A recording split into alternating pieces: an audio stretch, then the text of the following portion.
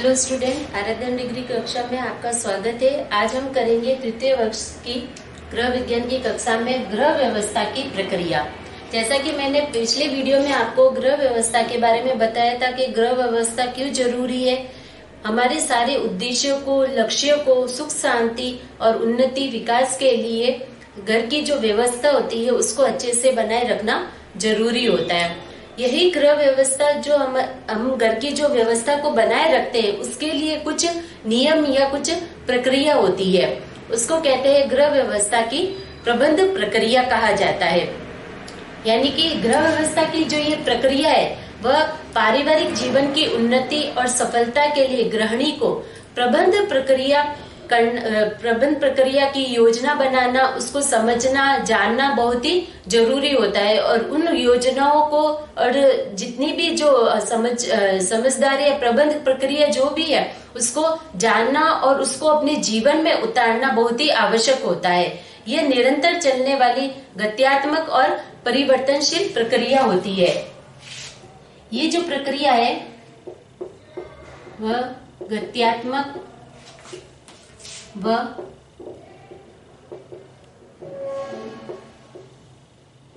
प्रगतिशील प्रक्रिया होती है। यानी कि यह गतिशील होती है, गत्यात्मक यानी कि गतिशील होती है और परिवर्तन यानी कि बदलती रहती है। जैसे जैसे समय बदलता है, जैसे परिस्थिति बदलती है, उसके अनुसार हमारे घर की जो भी प्रक्रिया होती है वह समय के अनुसार चेंज हो जाती है। ये जो प्रक्रिया होती है वह समय, परिस्थितियां, प्रदेश, संस्कृति, जलवायु, भौगोलिक स्थितियां आदि जो है उनमें परिवर्तन के साथ ही परिवर्तन यानी कि इन सारी चीजों में यानी कि समय में, परिस्थितियों में, प्रदेश में, संस्कृति में, हमारी जलवायु में, भौगोलिक स्थितियों में जिस तरीके से परिवर्तन आते हैं वैसे वैसे हमारे घर की प्रक्रिया में भी परिवर्तन आना स्वाभाविक है। ये जो वास्तविक परिस्थितियों का सामना करना, समस्या को सुलझाना और पारस्परिक द्वंद्वों को कम करने में सहायता प्रदान करती है। कुछ विद्वान थे जैसे कि निकेल है, डार्सी है, उनके अनुसार ग्रह व्यवस्था की जो ये प्रक्रिया है उसकी जो डेफिनेशन है, परिभाषा इस तरीके से दी गई है कि उनके अनुसार पारिवारिक लक्ष्यों की प्राप्ति के लिए पारिवारिक साधनों का उपयोग किया जाता है, जिसमें नियोजन करना, नियंत्रण करना और फिर उनका मूल्यांकन करना आता है। यानी कि घर की जो प्रबंध व्यवस्था होती है यानी कि प्रबंध जो प्रक्रिया होती है उसके दौरान कुछ नियम होते हैं या कुछ साधन होते हैं जिसके अंतर्गत नियोजन करना, उस क्रिया का संगठन करना, उन पर नियंत्रण करना और फिर उनका मूल्यांकन करना, इस चरण के द्वारा उन्हें पूरी की जाती है। यानी कि जो ग्रह व्यवस्था की जो प्रक्रिया है यह 4 चरणों में पूरी की जाती है।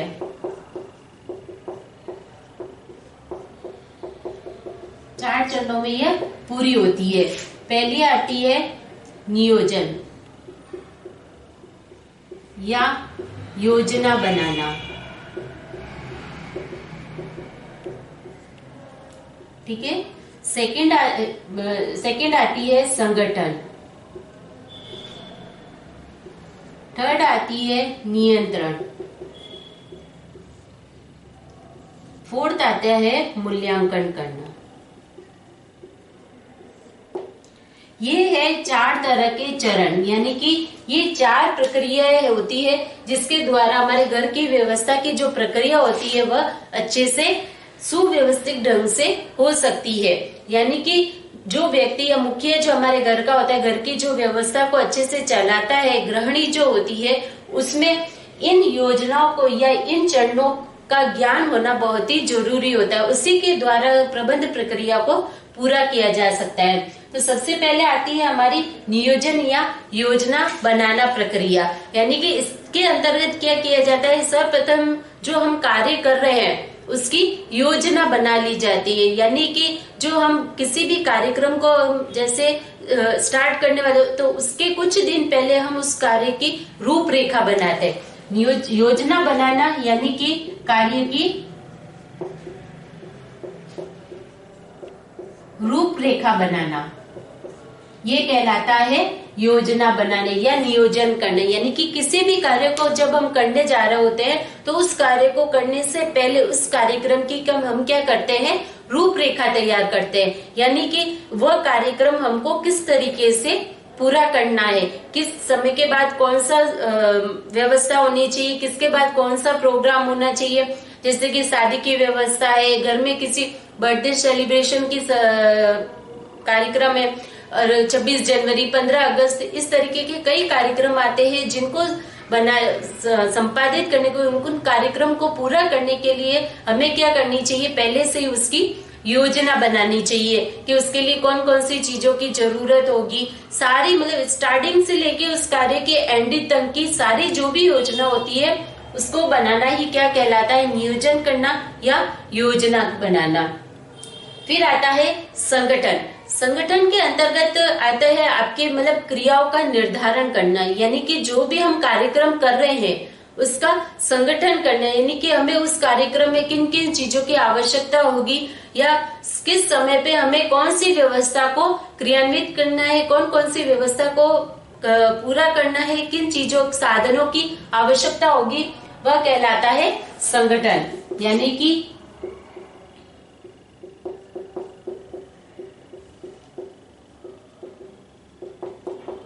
साधनों की व्यवस्था करना क्या कहलाता है, संगठन, यानी कि सारी चीजों को एकत्रित करके रखना। फिर आता है नियंत्रण, यानी कि हमने जो भी रूपरेखा बनाई है, जो भी संगठन किया है, उसके ऊपर हमारा कंट्रोल होना, नियंत्रण होना कहलाता है। यानी कि कोई भी हम कार्यक्रम कर रहे हैं तो उसको अच्छे से समय पर शांति पूर्वक बिना किसी समस्या के बिना किसी कठिनाई के उसको किस तरीके से हम नियंत्रण के द्वारा पूरा कर सकते हैं, वह कहलाता है नियंत्रण प्रक्रिया के अंतर्गत आता है। यानी कि किसी भी कार्यक्रम को करने के लिए उसके ऊपर नियंत्रण यानी कि कंट्रोल होना जरूरी होता है। जिस तरीके से स्कूल्स में है, बच्चों पर अगर नियंत्रण नहीं रखा जाता है तो बच्चे शोर मचाते हैं, वहाँ की जो व्यवस्था होती है वह खराब हो जाती है उससे। उसी तरीके से हमें कार्यक्रम को अगर अच्छे ढंग से संपादित करना है, पूरा करना है, तो उसके लिए उसके ऊपर नियंत्रण होना जरूरी होता है। ठीक उसी तरह जिस तरीके से जैसे शादी ब्याह होते हैं हमारे घर में, इस तरीके के ओकेशन होते हैं, तो उसपे हमारे जो घर के बड़े होते हैं, मुखिया होते हैं, वह क्या करते हैं, अपना कंट्रोल बनाए रखते हैं कि समय पर उस कार्य को पूरा कर सके हम। जैसे कि कोई भोजन की है तो भोजन की तैयारी हुई है या नहीं हुई, इतने मतलब इस समय तक भोजन करने के समय तक भोजन तैयार हो सकेगा कि वहां पे किस चीज की कमी हो गई है। तो इस चीज का नियंत्रण करने के लिए वहां पर एक मुखिया रखा जाता है ताकि वह हर समय उस वहां की देखभाल कर सके, समय समय पर वहां की जांच कर सके। तो उसके लिए वह कहलाता है उसका नियंत्रण होना। यानी कि कोई भी कार्यक्रम को पूरा करने के लिए, किसी भी ओकेशन को अच्छे से संपादित करने के लिए उस पे नियंत्रण होना बहुत ही जरूरी है, तभी वह अच्छी व्यवस्था के अनुसार सही समय पर वह कार्यक्रम पूरा हो सकता है। फिर उसके बाद आता है मूल्यांकन यानी कि जो भी हमने पूरे दिन में जो कार्य किया है या हमने जो भी कार्य संपादित किया है उसका लास्ट में जाके मूल्यांकन किया जाता है। यानी कि जिस उद्देश्य से हमने इस कार्यक्रम को रखा था उस उद्देश्य की पूर्ति हमें हुई है या नहीं, यानी कि वह जो उद्देश्य है वह पूरी तरह हमारा जो लक्ष्य था वह पूर्ण हुआ कि नहीं हुआ है, उसकी जो प्राप्ति है यानी कि उसका जो फल है हमें पूरा मिला कि नहीं मिला,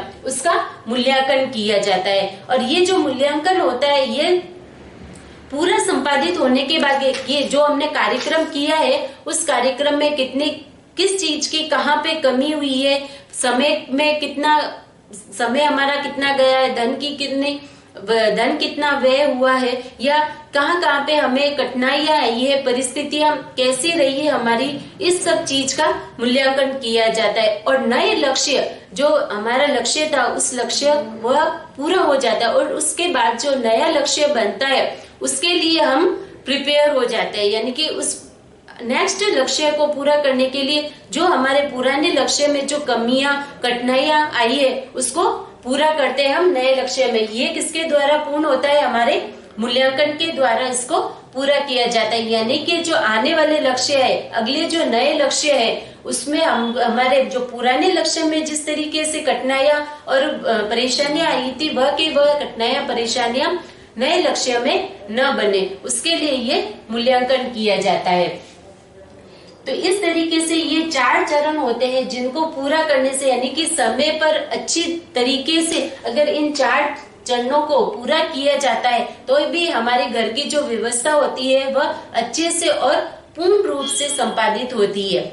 यही जो चीज है, यही चीज हम जैसे कि घर के वे में हम देख सकते हैं, जैसे कि गृहिणी होती है, गृहिणी पूरे दिन में कार्य करती है, तो वह सवेरा होने से जब वह रात को सोती है तब पूरे दिन की दिनचर्या नोट करती है और कि पूरे दिन में उसने क्या कार्य किया, और अगला जब सुबह होती है अगले दिन की भी वह दिनचर्या जो होती है या रूपरेखा जो होती है वह अपने दिमाग में सोच के फिर वह सोती है। यानी कि रात को सोते समय वह विचार करती है कि सुबह उठते ही हमें क्या कार्य करना है, किस तरह का कार्य, कौन से कार्य के बाद हमें अगला कार्य करना है। जैसे कि झाड़ू होते हैं, पोछे होते हैं, बर्तन होते हैं, खाना बनाना होता है, बच्चों को तैयार करके स्कूल भेजना होता है।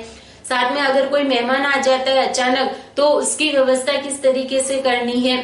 फिर दोपहर का काम है, फिर शाम को वापस वही कार्य वापस शुरू हो जाते हैं। तो इस तरीके से पूरी दिनचर्या होती है। दोपहर में मार्केट जाके वो सामान लाना, तो इस तरीके की कई कार्य होते हैं दिन भर में गृहिणी के लिए।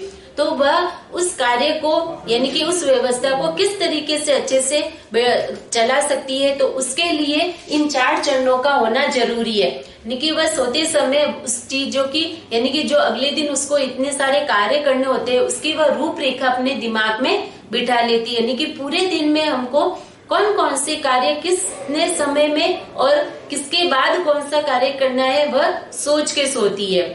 फिर उसके बाद उसका संगठन करती है। यानी कि जो कार्य करना है, ये जो कार्य होते हैं दिन भर के वह क्या होते हैं, छोटे छोटे एक हमारे लक्ष्य होते हैं कि झाड़ू का जो लक्ष्य है वह पूरा होने के बाद हमको बर्तन धोने का लक्ष्य होने के बाद हमें पोछा लगाने। इस तरीके के ये छोटे छोटे लक्ष्य होते हैं जो कि तुरंत पूरे होते ही समाप्त हो जाते हैं। तो इन लक्ष्यों को, ये जो योजना हमने बनाई है, फिर उसका हम संगठन करते हैं। यानी कि उस योजना, जो हमने योजना बनाई है या जो हम कार्य करने वाले हैं उसके लिए कौन कौन सी चीजों की या सुविधाओं के साधनों की आवश्यकता होगी, तो उसका संगठन बना के रखते हैं। फिर उसके बाद उस पर नियंत्रण, यानी कि जो हमने योजना बनाई है उस योजना के अनुसार हम वह कार्य कितने समय में और किस तरीके से सुव्यवस्थित ढंग से कर सकते हैं, उसका नियंत्रण। यानी कि हमने जो योजना बनाई है उस पर हमारा जो नियंत्रण है वह पूरी तरह होना चाहिए। यानी कि जो हमने सोचा है कि हमको जो कार्य करना है या जिस लक्ष्य की प्राप्ति करनी है उस लक्ष्य को उसी समय और उसी समय के अंतराल में हमें पूरा करना चाहिए। तो यह कहलाता है उस पर हमारा नियंत्रण होना। वरना आलस्य के कारण या भूल जाने के कारण उस पर हमारा नियंत्रण नहीं रहता और उस वजह से हम अपने लक्ष्य से भटक जाते हैं। तो नियंत्रण पूरा होने के बाद लास्ट में जाके, यानी कि पूरे दिन के सारे कार्य हो चुके हैं, पूरे दिन के कार्य होने के बाद जब रात को गृहिणी सोती है तो उस समय वह वापस अपने दिन भर में उसने क्या क्या कार्य किए हैं उस सबका वह क्या करती है, आंकलन करती है, यानी कि मूल्यांकन करती है। यानी कि रात को समय सोते समय ये सोचती है कि उसने पूरे दिन में जो दिनचर्या उसकी निकली है, यानी कि पूरे दिन में जो उसने कार्य किए हैं उस कार्य में उससे कहाँ कहाँ रुकावट आई है, कहाँ कहाँ पे उसे परेशानी आई है, और उन कार्य को करते समय उसे, जैसे कि अचानक जो मेहमान आ गए, अचानक किसी कारणवश उसे बाहर जाना पड़ा या अधिक थकावट के वजह से उसके जो कार्य उसने सोचे थे वह नहीं कर पाई है। तो इन सारी चीजों का वह क्या करती है, विचार करती है, आंकलन करती है, मूल्यांकन करती है, और साथ में जिस कार्य को उसने किया है उसके जो लाभ है वह उसे कितना मिला है, यानी कि जो उसने कार्य किए वह कितने तरीके से या कितने सक्षम रूप से वह सुव्यवस्थित ढंग से पूरा हुआ है, उन सबका वह रात को मूल्यांकन करती है और अगले दिन के लिए वह इन सारी चीजों के लिए तैयार हो जाती है। यानी कि उन सारी चीजों के, यानी कि अचानक जो इसके साथ जो परिस्थितियां बनी है उन परिस्थितियों को भी सामना करने के लिए वह क्या हो जाती है, तैयार रखती है अपने आप को, और अगले दिन के लिए वो वापस अपने नए लक्ष्यों को बनाना शुरू कर देती है। तो इस तरीके से ये जो चारों चरण होते हैं वह हमारे घर की व्यवस्था यानी कि घर की जो प्रबंध प्रक्रिया होती है उसके लिए बहुमूल्य योगदान देते हैं। ये सब जो थे वह इन सबके अपने अपने महत्व थे, यानी कि इन सारे चरणों के द्वारा हमारे घर की व्यवस्था तो अच्छे से बनती है, उसके साथ साथ जैसे कि हमारा आंतरिक जो विकास है वह बढ़ता है, आत्मबल बढ़ता है, आत्मविश्वास बढ़ता है, एक दूसरे से मित्रता बढ़ती है, एकता बढ़ती है, हम जो भी कार्य करते हैं उसको सतत रूप से अच्छे से कर पाते हैं, और इस कार्यों में जो परिवर्तनशीलता आती है उसको भी हमें सहन करने की क्षमता है, उसका सामना करने की क्षमता आ जाती है। तो इस तरीके से ये जो जितने भी चरण थे उन सारे चरणों को करने की हमें हिम्मत आ जाती है। तो इस तरीके से हमारे जो मनोभाव है, योग्यता जो है, इन सब में हमको क्या होता है, बढ़ावा मिलता है, जिससे कि हमारा जो है मानसिक और शारीरिक दोनों तरीके से हमारा विकास हो सकता है। सामाजिक विकास होता है, इससे मस्तिष्क रूप से हमारा विकास होता है। तो इस तरीके से घर की जो व्यवस्था है या उसकी जो प्रबंध प्रक्रिया है उसको सही रूप से चलाने के लिए या सही रूप से व्यवस्थित करने के लिए इन 4 चरणों का हमें समझना और उनको अपने जीवन में उतारना बहुत ही जरूरी होता है। तो ये आज के लिए टॉपिक था हमारा कि गृह व्यवस्था की जो प्रबंध प्रक्रिया जो होती है उसको किस तरीके से गृहिणी अच्छे तरीके से चला सकती है और उसे पूरा कर सकती है। तो ये आज का टॉपिक था। अगले टॉपिक को हम नेक्स्ट क्लास में करेंगे। आज के लिए इतना ही। धन्यवाद।